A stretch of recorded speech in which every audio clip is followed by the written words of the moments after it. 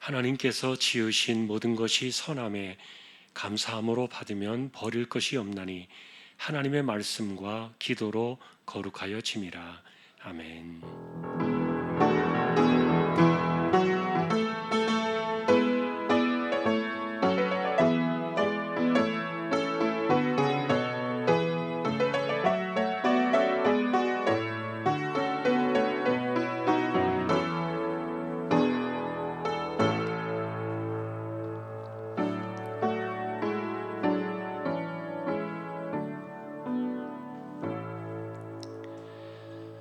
하나님 아버지 감사합니다. 이 시간도 저희들이 예배로 나아갑니다.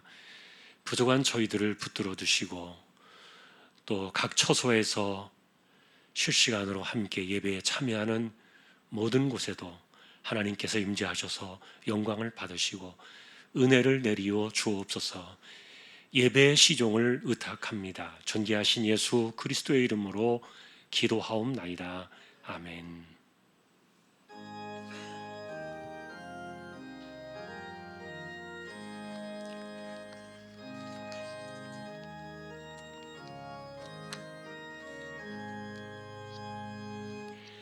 만복의 근원 하나님, 온 백성 찬송 드리고 저 천사여 찬송하세. 찬송 성부 성자 성령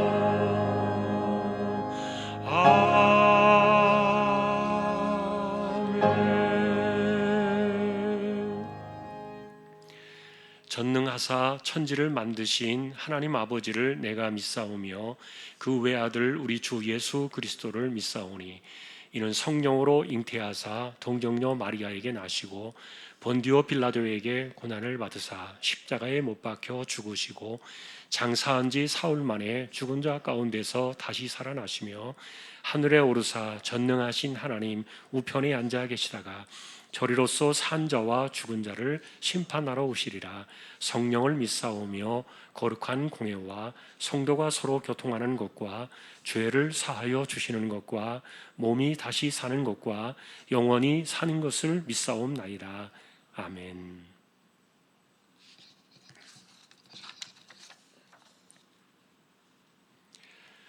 주여, 주는 대대에 우리의 거처가 되셨나이다.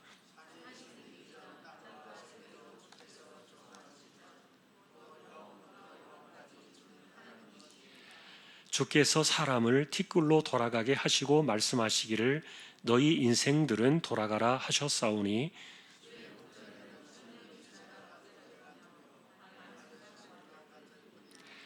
주께서 그들을 홍수처럼 쓸어 가시나이다. 그들은 잠깐 자는 것 같으며 아침에 돋는 풀 같으니이다.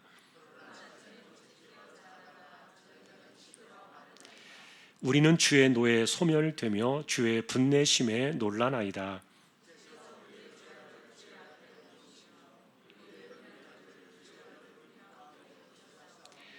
우리의 모든 날이 주의 분노 중에 지나가며 우리의 평생이 순식간에 다하였나이다.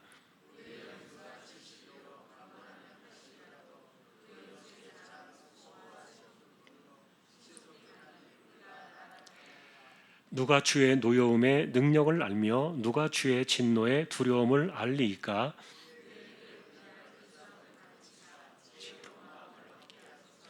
아멘.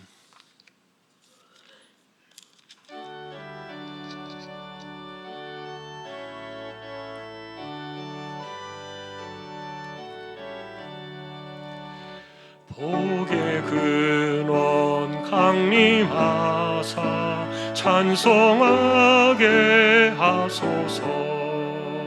한량 없이 자비하심 측량할 길 없도다.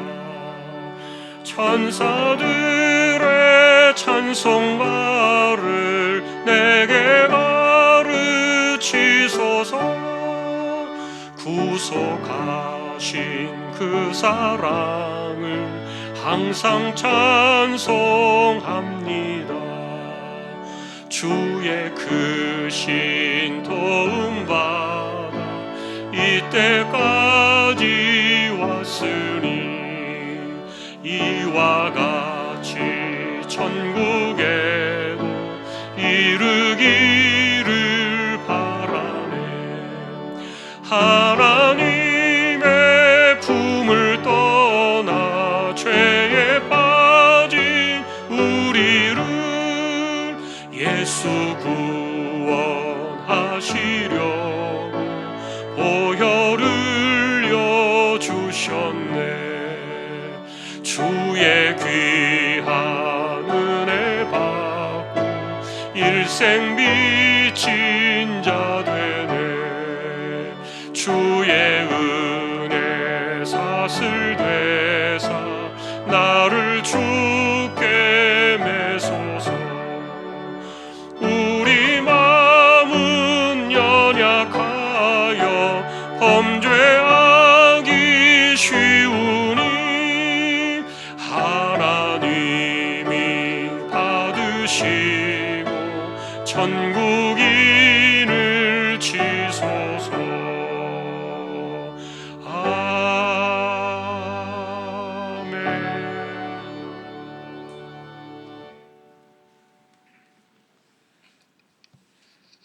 아무것도 염려하지 말고 다만 모든 일에 기도와 간구로 너희 구할 것을 감사함으로 하나님께 아뢰라.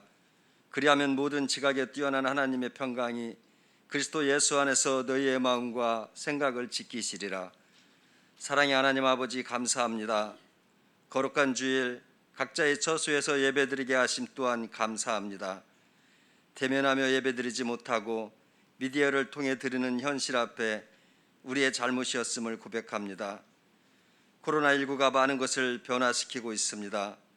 서로가 대면하며 말할 수 없고 마음대로 모여서도 안 되고 찬양도 안 되고 뭐가 그리 안 되는 것이 이렇게 많은지 모르겠습니다.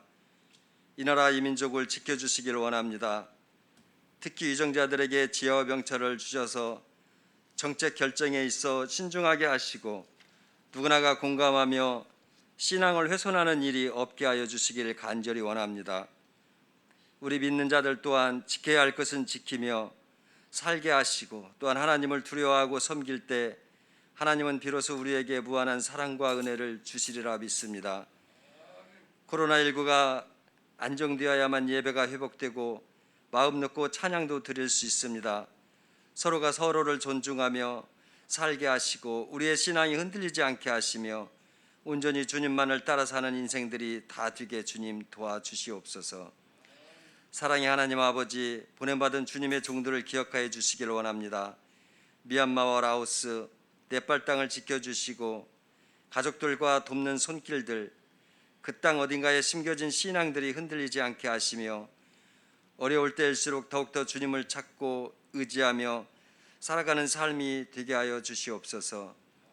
김포 주안교회에도 주님의 보호하에 있게 하시고 힘들고 어려운 이때 더욱더 지경이 넓혀지는 교회 되게 하옵소서. 모든 예배가 회복되기를 원합니다. 유치부부터 주일학교, 청년부에 이르기까지 실족하지 않게 하시고 특히 고3 수험생들 기억하여 주셔서 하나님께 꼭 필요한 인재들로 쓰임받을 수 있도록 주님 도와주시옵소서. 이 시간 말씀 전하시는 목사님 늘 강건케 하시고 말씀의 권능을 주셔서 듣는 우리 모두가 은혜 받고 동행하는 삶을 살게 하여 주시옵소서. 주왕의 지체를 코로나19로부터 안전하게 지켜주시고 늘 강건한 모습으로 하나님께 영광 돌리며 살기를 원하오며 우리를 생명으로 인도하신 예수님 이름으로 기도드립니다.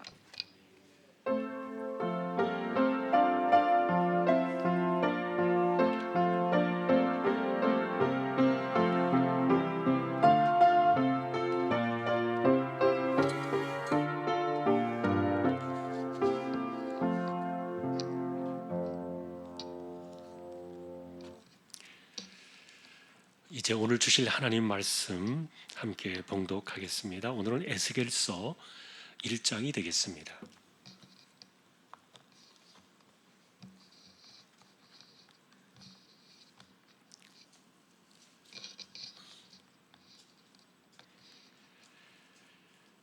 에스겔서 1장 1절에서 3절까지 세 절 같이 우리 합독을 하겠습니다. 30째 해 넷째 달 초닷새에 내가 그발 강가 사로잡힌 자 중에 있을 때에 하늘이 열리며 하나님의 모습이 내게 보이니 여호야긴 왕이 사로잡힌 지 5년 그달 초닷새라. 갈대아 땅 그발 강가에서 여호와의 말씀이 부시의 아들 제사장 나 에스겔에게 특별히 임하고 여호와의 권능이 내 위에 있으니라. 아멘. 교회 소식 말씀을 드립니다. 이번 주 성경 읽기는 에스겔 29장에서 45장까지가 되겠습니다. 각 처소에서 영상으로 실시간 예배를 드리시는 분들도 자리를 이동하지 마시고 번당 예배와 같이 끝까지 예배에 경건하게 임해 주시기를 부탁을 드립니다. 그리고 시간이 끝나도 예배 영상은 홈페이지에 들어오시면 그대로 또 확인할 수가 있습니다. 그리고 또 유튜브에서 시흥 중앙교회로 검색을 하면 다시 한번 내용들을 볼 수도 있겠습니다. 참조해 주시기 바랍니다. 우리가 영상으로 함께 예배를 드리는 그 시간까지 오후 예배는 따로 모여지지 않겠고요. 수요일 1, 2부와 금요 기도회도 실시간으로 영상으로 동시에 진행이 됩니다. 참조해 주시기 바랍니다.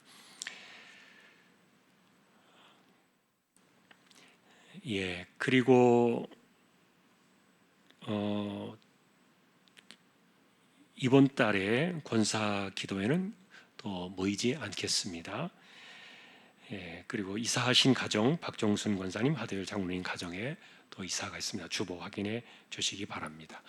이번 주 토요일에는 결혼식이 있습니다. 이정순 집사님 둘째 아들 유상진 형제 오후 1시에 부천에서 결혼식이 있는데 교회 출발은 12시에 하겠고요. 지금 코로나로 인원들이 제한되어 있기 때문에 아마 그 예식에도 식사 제공은 못하고 답례품으로 대신한다는 이야기를 들었습니다. 참조해 주셨으면 좋겠고 저희도 교회에서 정해진 인원들만 이동하도록 하겠습니다. 각자 또 인사를 알아서 그렇게 해주시면 좋겠습니다.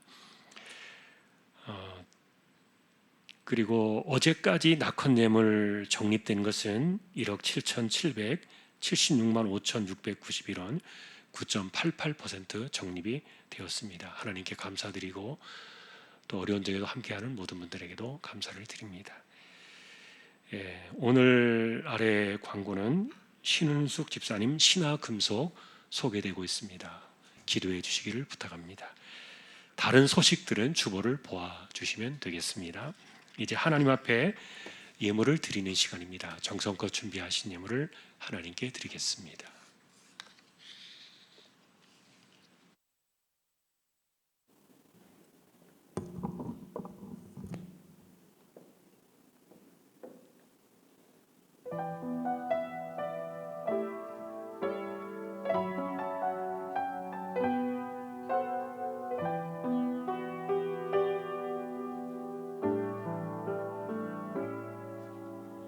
지금부터 내가 해주는 얘기 들어주겠니?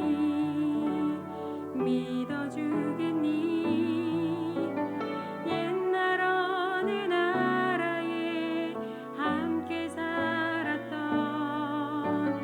왕자와 왕의 이야기 언제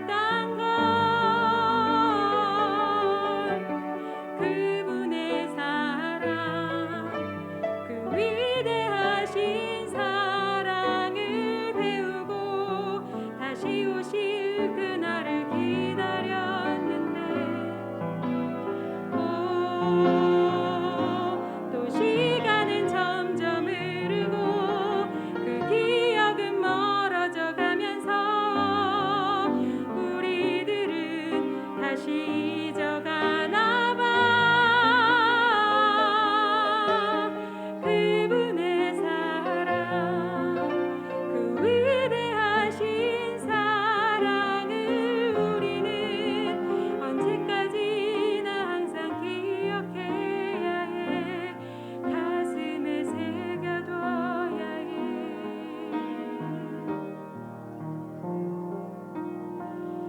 세상에서 가장 귀한 이야기.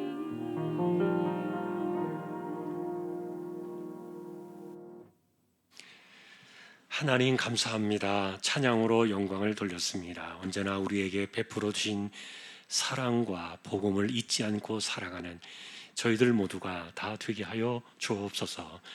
이 시간도 주일헌금과 10의 1조 하나님께 드립니다.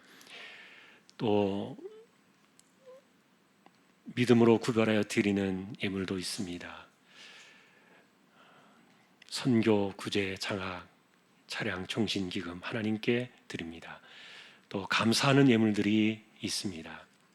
하나님 은혜에 감사합니다. 코로나19 백신 치료제가 속히 나오기를, 예배와 사역이 속히 회복되어 회복의 역사가 일어나게 되기를 소망하며 감사를 드립니다. 삶 가운데 늘 건강 주시며 지혜롭고 복된 자녀들로 자라게 하옵소서. 가족 건강을 늘 지켜주시고 복된 길로 인도하옵소서. 생일 감사합니다. 이 땅에 온 주님의 목적에 따라 순종하며 살기를 원합니다. 우리의 마음속에 드려지는 모든 예물들, 또 각 처소에서 하나님께 드려지는 손길들을 기억해 주시고 하나님 붙드셔서 이 혼란의 세대에도 믿음으로 살고 은혜로 살고 기도하며 열심히 살아갈 때 그 손에 부족함이 없도록 하나님 채워주시고 붙잡아 주시기를 간절히 소망합니다. 하나님께서 예배하는 모든 처소에 다시 한번 임재하셔서 영광을 받으시고 우리에게 동일한 은혜를 내려 주시기를 소망하며, 또 이 시간 이제 저희가 말씀 앞에 서려고 합니다. 부족한 종과 저희 모두를 말씀으로 인도하여 주옵소서. 존귀하신 예수 그리스도의 이름으로 감사하며 기도 올리옵나이다. 아멘.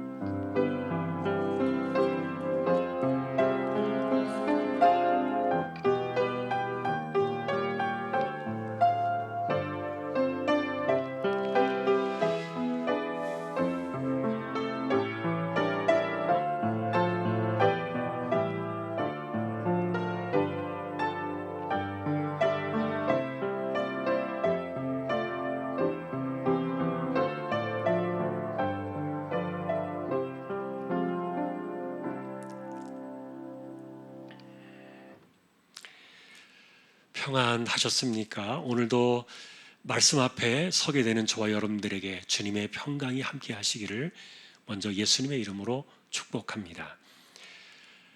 오늘은 2600년 전 에스겔 시대의 이야기를 듣고자 합니다. 이분은 BC 597년 여호야긴 왕과 함께 포로로 끌려갔던 난민 출신입니다. 이분에 관해 알려진 바는 많지 않고요. 성경 안에서만 볼 때 3절에 보니까 제사장 출신으로 확인이 되는데, 선지자로 부름을 받던 그 시간이 오늘 본문의 시작이 됩니다. 1절에 보니까 30째 해 넷째 달 초다세라 이렇게 날짜를 적시해 놓았는데 30째 해가 무엇을 의미하는지는 잘 알지는 못합니다. 다만 이제 대부분의 사람들이 추론하기를 그의 나이가 30살 때가 아니었나 그렇게 추정을 해요. 그렇다면 그가 25살에 포로로 끌려갔다가 30살이 되던 해에 선지자로 부름을 받아서 이 에스겔서의 사역이 시작이 되었다. 그렇게 볼 수가 있겠죠. 그런데 그것을 2절에 보니까 포로 생활 5년이 되던 BC 592년, 다시 말하면 여호야긴 왕이 사로잡힌 지 5년 그달 초다세라. 그래서 정확하게 말하면 BC 592년 4월 5일로 그날이 확인이 됩니다. 에스겔 역시 연도와 날짜를 정확하게 기록을 하면서 이런 것들이 역사 속에서 이루어진 사건임을 우리에게 강조해 줍니다. 그러니까 숫자는 여러분들이 기억 안 하셔도 상관은 없습니다. 당시에 에스겔이 예루살렘에 있을 때는 예레미야와 같은 시대에 살았지요. 동년배는 물론 아닙니다. 예레미야는 아버지 뻘되는 한참 어른이었고요. 그때 이분은 젊은 제사장으로 예레미야의 설교를 많이 들었을 사람이에요. 자, 문제는 에스겔 역시 예루살렘에 있을 때 예레미야의 설교에 동의하기 어려웠을 거라는 추론입니다. 당시의 대세나 여론의 흐름은 달랐기 때문이라고 했죠. 예루살렘은 결코 무너질 수 없다는 극단적인 신앙이 있었고, 그리고 이방에 무릎을 꿇는 일은 결코 일어나지 않는다. 신앙적인 자존심이 그 당시 여론이었습니다. 그러나 하나님을 떠난 대세는 사람의 숫자가 많다고 그렇게 되는 것은 아니었어요. 절대 항복은 없다. 결사항전해야 된다. 똘똘 뭉쳐가지고 바벨론을 대적했지만 하나님을 버린 결과는 참혹하고 말았습니다. 사실 하나님의 사람들이 고난에 빠질 때 대체로 하나님과의 관계에서 원인을 찾아 나가는 것은 성경적인 보편 진리예요. 하나님의 은혜와 섭리는 언제나 변함이 없으신데 마치 그릇을 뒤집어 놓은 것처럼 불신앙적인 태도나 불순종의 삶이 고난을 자초해 오기 때문이에요. 다윗의 경우를 보니까 죄로 인해서 고난에 빠질 때 세 가지 방식의 징계가 있었던 것을 볼 수가 있는데, 하나는 자연재해였고, 두 번째는 대적들에게 고통을 당하는 것이었고, 세 번째는 전염병에 빠지는 것이었어요. 그때 다윗은 이렇게 말을 합니다. 우리가 여호와의 손에 빠지고 내가 사람의 손에 빠지지 아니하기를 원하노라. 그의 말을 들어보면은 무엇이 하나님의 손이고 무엇이 사람의 손인지 가려내는 것처럼 보이는 착시 현상이 있어요. 물론 역대상에서도 전염병을 가리켜 말하기를 여호와의 칼 곧 전염병이라, 여호와의 천사가 온 지경을 멸했다, 이렇게 기록은 되어 있습니다. 결국 사흘 동안에 7만 명이 죽었지만 하나님이 즉시 재앙을 거두셨던 사건인데, 자, 그러나 우리가 주목하는 것은 자연재해든 원수에게 쫓기는 것이든 전염병에 노출되는 것이든 어떤 것이든지 하나님과 무관하지 않다는 거예요. 하나님의 손에 빠지겠다는 다윗의 그 말은 전염병만이 하나님의 손은 아니라는 겁니다. 다윗의 정확한 의도는 뭐냐면은 하나님이 결정하시는 대로 내가 받겠다는 뜻이었어요. 그러니 핵심은 재해든 고난이든 전염병이든 어떤 것이든지 하나님에 달렸다는 것에는 변함이 없습니다. 우리는 다윗의 그런 선택을 존중해요. 어떤 상황이든지 신자들은 모든 해법을 하나님의 주권에 호소해야 되기 때문에 그렇습니다. 하나님의 주권에서 벗어난 일들은 하나도 없어요. 여러분, 당시에 이스라엘이 놓쳤던 관점이 바로 이것입니다. 대적과 원수들의 손에 빠지게 된 상황, 그것이 하나님의 주권과 손에 놓여져 있는 것이 아니라 사람의 손에 빠져 있는 것이다. 하나님과 무관하다. 이렇게 말할 수는 없는데, 그런데 이것이 하나님의 손 아래에 있는 주권의 사실이라는 것을 그들은 인정할 수가 없었던 거예요. 자, 이런 생각들은 전쟁통에 포로가 되어가지고 그발강가에 난민으로 끌려온 그 난민촌에서도 여전히 버리지 못하는 생각이 되었습니다. 아직 예루살렘은 망하지 않았지만 포로 생활의 비참한 현실을 겪으면서도 그들의 생각은 쉽게 바뀌어지지 않았던 거예요. 이런 생각들 때문에 하나님께서는 포로 생활 5년이 지나서야 에스겔을 비로소 부르시기 시작했던 거예요. 포로 생활 5년 후에 그를 부르신 이유가 여기에 있어요. 사실 그들의 그 난민촌의 생활은 하나님이 그들을 징계하고 계시다는 현실적인 증거 이상으로 누가 봐도 부인할 수가 없는 거예요. 하나님을 떠나서 불순종해서 우상을 따랐기 때문에 버림을 받은 것이다. 전혀 이상하지 않은 현실이었는데, 그런데 문제는 그들의 생각입니다. 5년이 지나고, 그런데 상황은 점점 더 나빠져 가고 있었고, 예루살렘이 결국 무너지고 말 것이라던 그 예레미야의 말이 현실로 되어가고 있었는데도 그들은 끝까지 믿지 않았다는 거예요. 현실을 부정했습니다. 하나님의 주권을 인정하지 못했다는 거예요. 그래서 하나님이 에스겔을 등장시킨 겁니다. 그 난민촌에서조차 현실을 인정하지 않으려던, 하나님의 주권을 인정하지 않으려던 그 반대의 생각들에 대해서, 다시 말하면 너희들의 생각이 틀렸다, 역사의 모든 일들은 하나님의 손 아래, 주권 아래 놓여 있다, 이걸 가르치시기 위해서 에스겔을 부르셔야 했다는 거예요. 당시에는 요즘처럼 TV나 전화나 심지어 인터넷은 더더욱 없던 세상입니다. 예루살렘에서 난민촌 그발 강가까지의 거리는 부산에서 신의주만큼이나 먼 거리예요. 그러니 예루살렘에서 벌어지는 것을 그들은 하나도 알 길이 없어요. 그러다 보니까 그들 안에서 일어났던 그 신앙적인 그 문제가 무엇이었는가 하면은, 그 5년 동안에 난민촌에서 일어났었던 그 상황들, 자, 여러분, 우리가 이것을 이해하면은요, 사실은 에스겔서의 그 두꺼운 성경 전체가 한눈에 들어옵니다. 자, 만일에 여러분들 같으면, 만일에 여러분들이 그 난민촌 생활의 그 한복판에 만일에 있다면, 그런 상황 속에서 무엇이 믿음이라고 여길 수 있을까?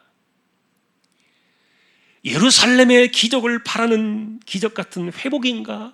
아니면은 하나님 말씀하신 대로 예루살렘은 멸망할 것인가? 여러분은 어디에 손을 드는 것이 믿음이라고 생각할 수 있겠습니까? 희망 투표를 하자는 말이 아닙니다. 하나님의 주권을 믿느냐의 질문인데, 실제로 에스겔을 선지자로 부르신 후에 정확하게 6년 뒤에 BC 586년 4월 9일에 멸망의 소식을 그들이 접하게 될 때까지 그들은 마음을 바꾸지 않았어요.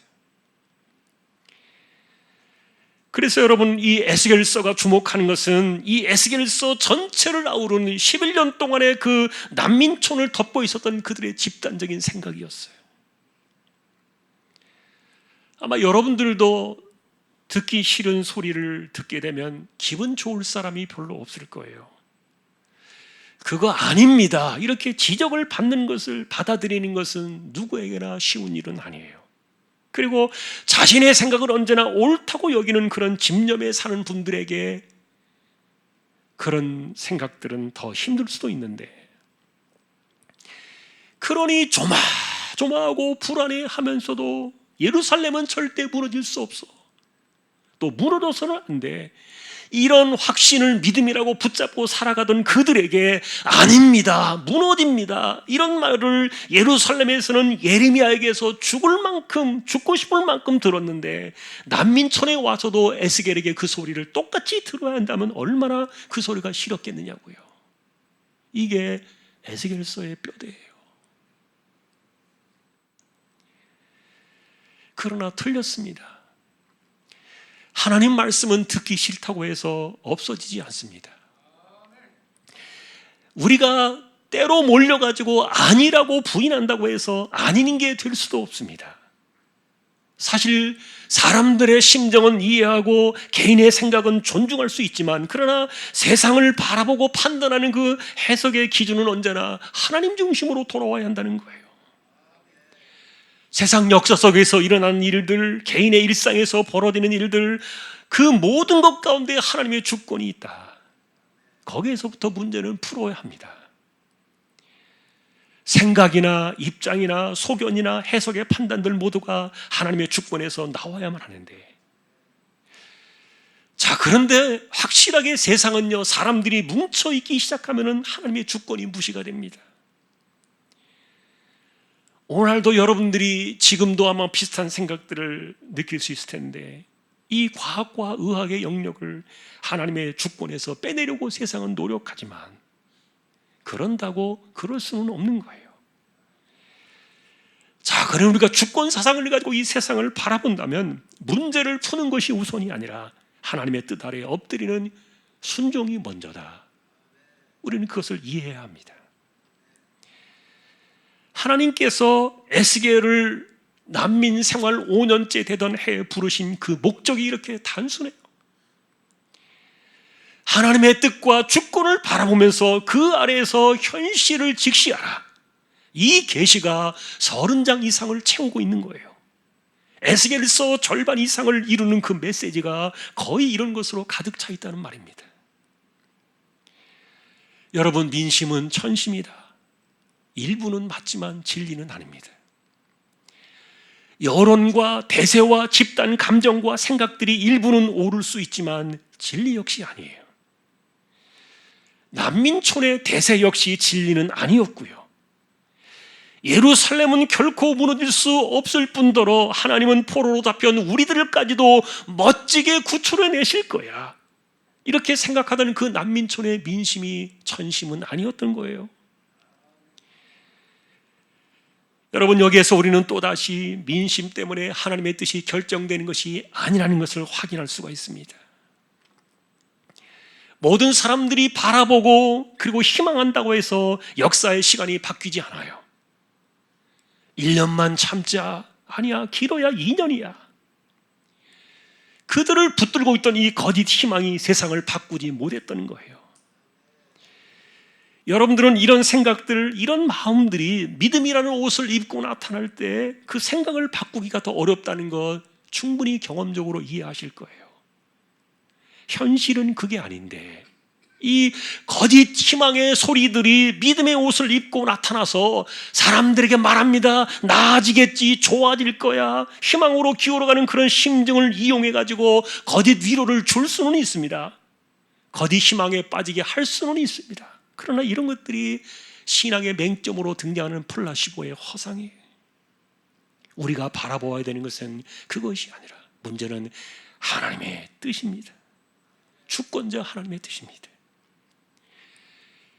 예루살렘을 버리시겠다. 그들을 징계해서 녹슨 찢기의 죄를 불로 태워가지고 정결케 하시겠다. 하나님의 뜻은 사람들의 희망에 흔들리신 것이 아니었기 때문이에요. 에스겔 역시 난민촌 한복판에서 그 현실을 경험하고 있었는데, 불행한 것은 이들이 그 포로로 오기 전에 2개의 소리를 다 듣고 있었다는 사실이에요. 첫째는 하나님께서 예루살렘을 버리실 것이라는 예레미야의 선언이었고요. 그렇게도 듣기 싫어하던 그 소리였고요. 또 다른 하나는 평강하다, 평강하다, 거짓 선지자들의 희망 선언이었던 겁니다. 그런데 결국 이 포로 생활은 예레미야의 말대로 현실이 되어가고 있었고요. 그런데도 사람들은 마지막까지 가봐야 알아. 그 완고한 심정을 버리지 못하고 그 사람들의 심정에 그들은 매달리고 있었다는 거예요. 이러면 안 되는데, 이러다 정말 잘못되는 거 아닌가? 큰일 나겠다. 사람은 영적인 존재라서 위험이 다가올 때 그런 느낌들이 든다는 말을 들었어요. 문제는 그런 것들을 알면 고쳐야 돼요. 바꾸거나 대비하는 시간을 주시는 거예요. 그러나 대비하지 아니하고 잘 되겠지 아니라는 희망과 심증이만 기대어가지고 시간을 보내다가 덜컥 큰일만 나면 너무 아픈 거예요. 사실 현실과 시간은 언제나 하나님의 주권의 섭리 속에서 말씀대로 진행되어져 가고 있었기 때문에 만일에 하나님의 뜻에 귀를 기울였다면 그들이 대비하고 돌아올 시간은 있었던 거예요. 아쉬움이나 일말의 희망이나 아닐 거야, 행운에 기대보려는 생각들, 여러분, 이런 것들이 모두가 기독교적인 사고방식은 아닙니다. 그러니 에스겔서를 통해서 우리에게 주려는 메시지는요, 확실해요.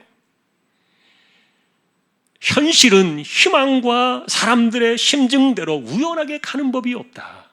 역사는 반드시 하나님의 주권대로 간다. 그 신앙입니다. 그러니 과연 어떻게 될 것인가 갈림길에서 서성이는 분들이 있다면 저절로 좋아질 거야. 반드시 괜찮아질 거야. 우연에 기대려는 그런 생각들을 속히 버려야 돼요. 도리어 우리는 하나님 앞에서 허물을 인정하고 잘못을 고쳐야 되겠다. 비록 속이 상하고 힘들고 아플지라도 그래도 바꿔야 산다. 잘 될 거야. 조금만 참자. 예루살렘은 회복되고 우리 역시 돌아갈 거야. 이렇게 근거 없는 거짓 희망에 11년 동안 그들이 빠져가지고 거짓 위로를 받고 기분은 나아질 수 있었을지 모르겠지만 결국 그들은 집단 함정의 중독에 빠지고 말았어요. 그러다 보니까 하나님 말씀은 하나도 귀에 들어오지 않았던 거예요. 이것이 에스겔이 우리에게 전해주고 있는 그 당시의 팩트였습니다.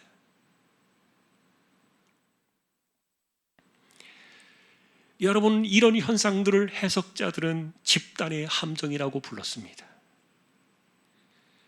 집단적인 생각과 집단적인 감정과 집단적인 분노가 하나로 뭉쳐 나올 때 얼마나 무서운지 몰라요. 어느 한 집단이 하나의 길에 빠져들면 다른 소리나 다른 생각이나 다른 입장은 전혀 들리지 않는 함정이 그것인데, 대체로 하나의 집단들이 전체가 비슷한 아픔에 빠져들었을 때, 그리고 비슷한 감정과 분노가 공감대를 이룰 때 어느 순간 이 집단의 함정에 매몰되고 마는 현상들을 이야기해요. 그런 일들이 일어나고 나면은 옳은가 그른가를 말하는 것 그 자체가 예레미야처럼 너무너무 힘든 거예요. 그러니 난민촌에서도 이 에스겔이 부름을 받았지만 그들에게 이 하나님의 말씀을 전해야 했던, 하나님의 주권을 전해야 했던 에스겔은요, 정신 이상자의 취급을 받아야 했어요. 집단 함정에 빠져버린 사회가 정말 무섭다는 겁니다. 실제로 5년 만에 난민촌의 계시의 말씀을 들고 나타난 이 에스겔의 선포가 얼마나 거북했는지 실상은 이랬습니다. 예루살렘이 포위 공격을 당하고 포위가 길어지면서 음식도 귀해질 것이다. 백성 중에 3분의 1이 굶어 죽거나 병들어 죽을 것이다. 또 다른 3분의 1은 도시 주변에서 싸우다가 죽을 것이다. 그 나머지도 대부분 흩어지고 소수만 남을 것이다. 암담한 메시지였어요. 그러나 진실이었기 때문에 말씀을 전하기 위해서 에스겔은 남다르게 이 충격적인 방식들을 사용하면서 이 메시지를 전하게 되는데, 자, 그런데 예를 들면 여러분, 이 에스겔의 이 혀가요 입천장에 붙어가지고 선지자로 부름을 받던 그때부터 갑자기 혀가 입천장에 붙어가지고 평상시에 말을 못하는 이 어눌한 사람이 되고 말았어요. 선포해야 될 계시의 메시지가 주어졌을 때만 겨우 입이 열려지는 거예요. 예루살렘이 무너지기까지 6년 동안 쭉 그랬습니다. 그래서 말이 어눌해서 말이 잘 안 되다 보니까 예루살렘의 상황을 설명해야 되는 방식들도 상당히 기이했는데, 예를 들면 이분이 밧줄에 묶여가지고 390일 동안 왼쪽으로만 누워서 지냈습니다. 이스라엘의 죄를 담당하는 상징이었고요. 그리고 그런 뒤에는 40일 동안 오른쪽으로 누워서 지냈는데 유다의 죄를 담당하는 상징이었습니다. 하루는 1년이었고요. 390일 동안 왼쪽으로 누워만 있을 때는 부족한 배급에 의존해가지고 겨우 목숨을 연명했는데 그 오염된 음식물로 자신을 더럽히는 것, 이것이 예루살렘 상태에 대한 상징이었습니다. 그 외에도 이 말로 잘 표현이 안 되다 보니까 머리털과 수염을 밀어가지고 3분의 1은 칼로 내리치고 3분의 1은 바람에 흩어버리고 또 몇 가닥은 외투 속에 감추거나 또 불에 태우기도 하고 그랬는데, 우상 숭배와 역겨운 행위로 인해서 백성들 3분의 1이 역병과 굶주림 때문에 죽을 것이고 3분의 1은 성 밖에서 칼에 찔려 죽을 것이고 나머지 3분의 1은 흩어져 도망다닐 것에 대한 실상을 전하고 있었어요. 그 외에도 이분의 모습을 보니까 자기 얼굴을 가리고 성벽을 뚫기 위해서 막 벌벌 떨면서 땀을 뻘뻘 흘리는 이런 이상한 행동을 보였고요. 그리고 포로 생활 9년째가 되던 그 해에 아내가 갑자기 멀쩡하던 그 자기 부인이 저녁에 세상을 떠나게 됩니다. 죽었는데도 슬픈 내색이나 장례의식을 전혀 치르지 못합니다. 이런 이해할 수 없는 행동들 때문에 사람들은 이분의 정신 상태가 온전하지 못한 것 아니냐 의심도 받았습니다. 그러나 결국 난민 생활 11년째 예루살렘이 무너지고 그의 말이 현실이 되었을 때 에스겔의 혀가 풀려가지고 말하는 능력이 온전히 회복되게 되는데, 그 메시지는 이제 중반 이후에 또 다른 희망의 메시지로 선포되어지는 나머지 부분을 채우게 돼요. 자, 그러나 오늘 우리가 이제 보는 방식은 현실 속에서 하나님의 주권 신앙을 보는 관점을 가져야 한다는 겁니다. 다른 말로 하면은 현실이 어떠하든지 주권 아래에서 상황을 판단하는 방식을 이야기하는데, 에스겔의 이야기는 우리에게 이와 같습니다. 하나님과 무관하게 일어나는 일들이 무엇이 있겠는가? 하나도 없다. 언제나 하나님의 주권으로 우리를 살펴야 된다. 자, 그런데 여러분, 이 에스겔의 이와 같은 메시지에 맞서는 이 주권 신앙을 방해하는 거대한 실체가 난민촌을 덮고 있었던 거예요. 그게 뭐냐? 집단의 함정입니다. 사람들의 느낌이나 희망이나 기대감이나 어떤 것인지 생각들이 하나로 모아지기 시작하면 거대한 힘을 발휘해가지고 하나님의 진리를 몰아내는 그런 그들의 실상을 이야기해 준 것인데, 여러분, 이 집단의 함정에 대한 지적은요, 창세기 요셉의 경우에서도 우리가 만나볼 수 있어요. 요셉이 팔려가던 때의 상황, 아버지 심부름으로 220km가 넘는 먼 길을 따라가지고 헤브론에서 도단까지 형들을 찾아갔던 요셉의 이야기입니다. 당시는 꿈 이야기 때문에 형들의 시기와 분노로 인해서 대단히 불편했던 관계였어요. 요셉만 모르고 있었고요. 그런데 놀랍게도 형들은 요셉을 죽일 생각에 이르게 됩니다. 평상시에 요셉 때문에 피해의식이 누적된 건 우리는 이해할 수 있습니다. 마음이 상했을 때도 한두 번이 아니었을 거고요. 더군다나 요셉만 채색 옷을 입혔기 때문에 형들은 채색 옷만 봐도 경기를 일으킬 정도로 역겨운 감정이 솟아났을 거예요. 그런 곳에 요셉을 혼자 보낸 것이 야곱의 실수였다, 그렇게 말하는 분들도 있지만, 그러나 요셉을 보냈다는 말은 야곱이 직접 왔다는 것과 같은 의미를 갖고 있었어요. 그런데도 이 집단 감정에 빠져버린 형들은 아버지의 존재조차 잊어버리고 말았습니다. 중요한 것은 집단 분노입니다. 한두 사람이 있을 때는 죽일 생각을 못했을 거예요. 그러나 분노의 마음들이 뭉쳐지니까 요셉을 죽여버리자는 그 의견이 너무 쉽게 나왔다는 겁니다. 만일에 그때 하나님께서 르우벤을 감동시키셔가지고 죽이면 안 된다 말리지 않았더라면, 또 유다를 통해서 아니야, 죽이기보다는 노예로 파는 것이 좋아, 그래서 그의 목숨을 건지지 않았다면 아마 요셉은 죽었을지 몰라요. 하나님의 은혜였습니다. 자, 그러나 우리가 이 사건 속에서 바라보고 싶은 것은, 문제는 요셉의 항변이 성경에 한 줄도 기록되어 있지 않다는 거예요. 웅덩이에 던져질 때에도, 채석옷이 벗겨져서 짐승의 피로 짓이겨 갈갈이 찢겨져 나갈 때에도, 그리고 이스마엘 상인들의 손에 팔려갈 때에도 요셉의 항변은 한마디도 성경에 나와 있지 않습니다. 이유는 도대체 뭘까? 과연 그는 한마디도 하지 않았을까? 그렇다면 사람이 아니겠죠. 그런데 왜 그 요셉의 말이 한 줄도 기록되어 있지 않은가? 그것은요, 집단의 분노에 파묻힌 그 상황 속에서 요셉의 이야기는 형들의 귀에 한마디도 들려지지 않았기 때문에 그래요.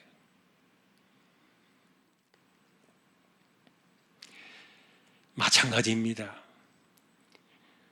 포로로 끌려왔던 그 난민촌에서 그들의 생각이 하나의 생각으로 뭉쳐져 가는 일들은 절대로 어려운 일은 아니었어요. 그리고 그들 그 난민촌에서 지배하고 있었던 집단의 생각은 뭐냐면 유배와 심판은 결코 하나님의 뜻이 아니다. 하나님의 주권을 거부했던 생각들이 에스겔서 절반 이상을 고스란히 채우고 있는데, 포로로 끌려온 지 11년째가 되던 그 해 전쟁터에서 겨우 목숨을 건져가지고 도망쳐 나와서 포로로 끌려온 그 사람들의 입을 통해서 예루살렘이 무너졌다는 참상을 듣고 나서야 그들의 생각은 바뀌어지기 시작하고 메시지는 달라지기 시작하는데, 그런데 그때까지도 이 난민촌의 대세는 뭐냐? 끝까지 유배와 심판은 하나님의 뜻이 아니다. 하나님의 주권을 거부하고 있었던 거예요. 여러분, 오늘 우리는 에스겔 그분의 시대의 이야기를 듣고 있습니다. 하나님의 뜻과 주권 신앙을 버리면 세상의 파도에 떠밀려 간다는 위험한 경고였어요. 그 당시에 사람들은 믿음은 희망이야, 그 막연한 도식이 맞아떨어진 것은 아니었습니다. 진정한 정답은 하나님의 뜻이 뭐냐, 그것을 바라보라는 것이었어요. 여러분, 인생의 위험이 감지되기 시작하면요, 바꿔야 삽니다. 이러면 안 되는데 그러면서 시간을 다 허비하고 염려만 하다가 그것이 우리의 삶을, 어려움들을 바꿀 수는 있는 것이 아니에요. 잘 되겠지, 잘 될 거야, 막연한 희망, 그렇게 되지는 않겠지, 희망적인 심증, 이런 것들이 인생을 더욱 병들게 할 수 있다는 말이에요. 중요한 것은 우리가 무슨 생각을 하는 것이 중요한 것이 아니라 사람이 어떤 생각을 가지고 있든지 하나님은 뜻을 바꾸시지 않으신다는 거예요. 그러니 남의 소리, 세상의 소리가 중요한 것이 아니에요. 그런 것들은 집단 함정의 위험 속에 더 우리를 떠내려가게 할 뿐일 수 있는데, 오늘 말씀의 결론입니다. 현실을 무시할 수는 없습니다. 문제는 어떤 시각으로 현실을 보느냐에 대해서 에스겔은 우리에게 이야기를 건네줍니다. 주권 신앙이냐, 세상의 흐름이냐, 들어야 될 소리가 너무나도 많습니다. 조금 전에 제가 요셉의 이야기를 소개를 했는데, 집단 분노에 빠져버린 그 요셉의 상태가 오늘날 집단적인 분노에 함몰돼 버린 한국교회의 모습이 아닌가, 그런 생각도 듭니다. 요셉의 소리가 하나도 남지 못한 것처럼 지금은 어떤 교회의 소리도 들리지 않을 때라는 그런 생각도 좀 비슷해 보이고요. 어쩌면 요셉처럼 한국교회는 애굽으로 팔렸지도 모르겠다.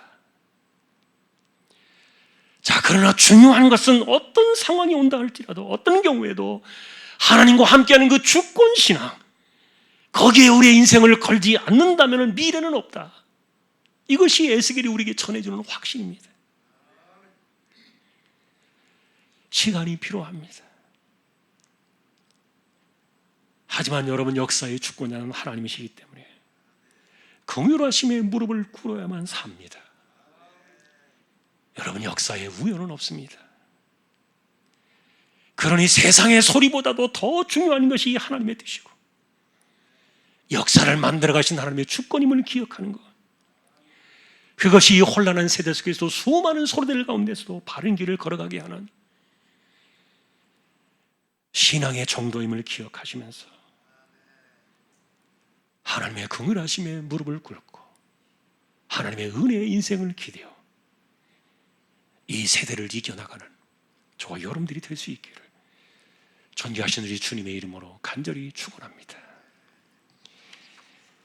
우리 찬송을 하겠습니다. 46장입니다.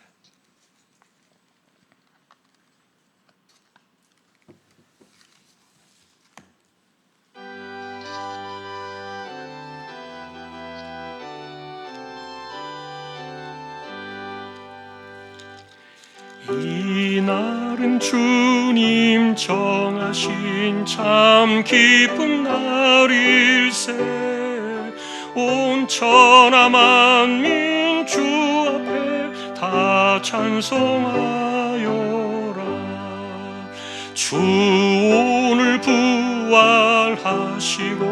사망을 이겼네.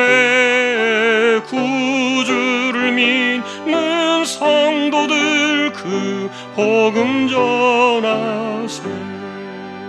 만왕의 왕인 예수께 호산나 부르세. 이날에 주가 오셔서 다 구원하시리. 큰 권능 가진 구세주 살 길을 주려고 온 세상 만민 가운데 주 함께 계시네. 이날에 모인 성도들 호산나 부르세. 저 하늘 천군 천사도 다 화답하여라. 아멘.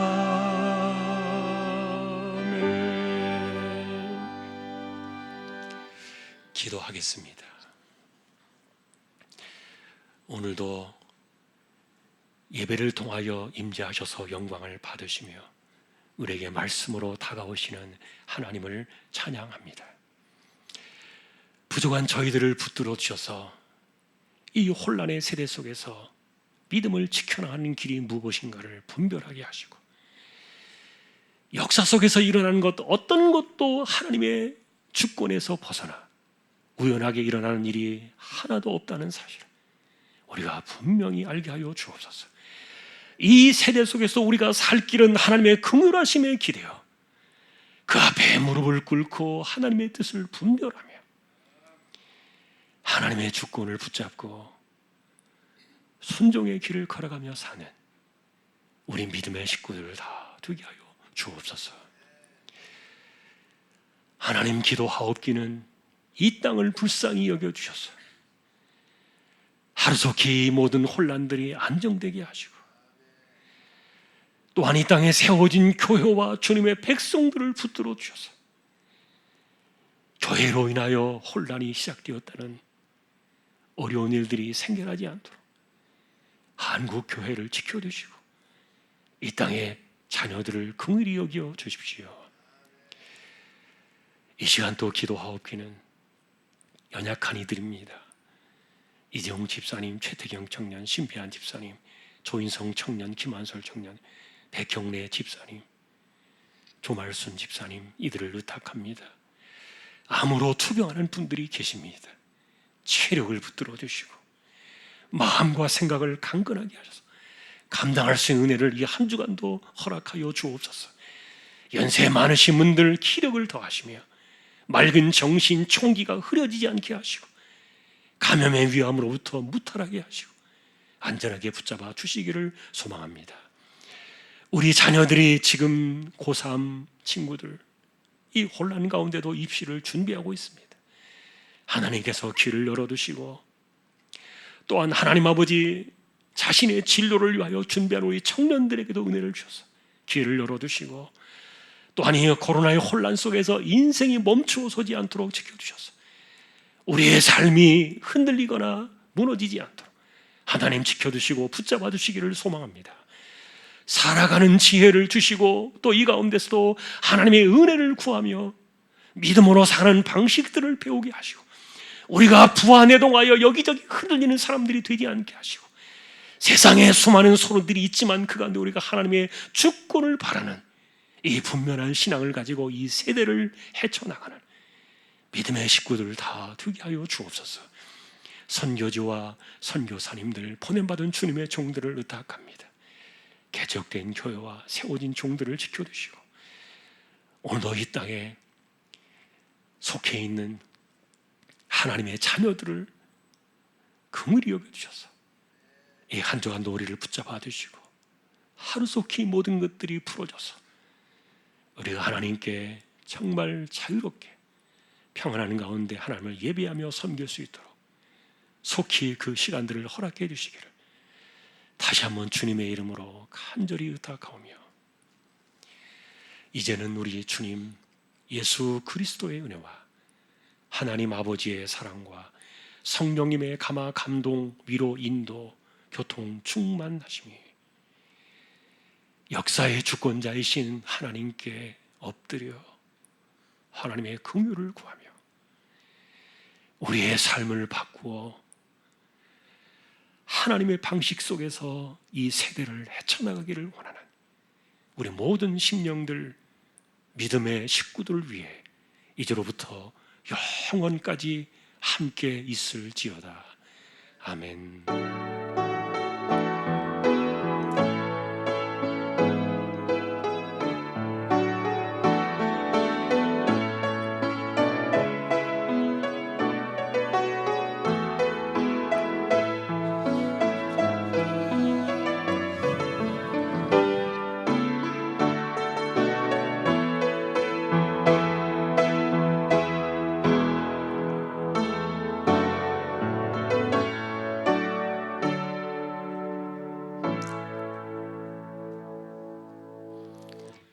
예배를 마쳤습니다. 한 주간도 승리하시기를 주님의 이름으로 축복합니다.